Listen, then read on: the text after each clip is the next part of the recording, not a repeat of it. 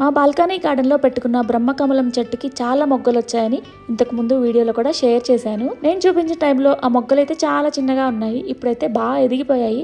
అలానే కొత్త మొగ్గలు కూడా వస్తున్నాయి, కానీ పెద్ద మొగ్గలు అలానే ఉండిపోయి చిన్న మొగ్గలు వచ్చే మొగ్గలు అయితే రాలిపోతూ ఉన్నాయి. ఆ చెట్టు నుంచి 3 కొమ్మలు పెద్దగా అయిపోయి అవి బయటికి హ్యాంగ్ అవుతూ ఉన్నాయి. వాటికి మొగ్గలు చూడండి ఎలా వేలాడుతూ ఉన్నాయో. అవి చిన్న మొగ్గలు ఉన్నప్పుడైతే బోలెడన్ని వచ్చాయి. ప్రతి ఎడ్జ్కి మొగ్గలైతే ఉన్నాయి, కానీ బలం సరిపోకనుకుంటా అన్నీ రాలిపోయి ఒక్కొక్కటే మిగిలిపోయాయి. అందులోనూ ఆ చెట్టుకి బలం సరిపోవాలి కదా, మొగ్గలైతే బోలెడు ఉన్నాయి. ఇప్పటికీ 30 మొగ్గలైతే ఉన్నాయి. అయితే ఈ బ్రహ్మకమలం చెట్టుకి ఇన్ని మొగ్గలు రావడానికి నేను డిఏపిని అయితే యూజ్ చేస్తున్నాను.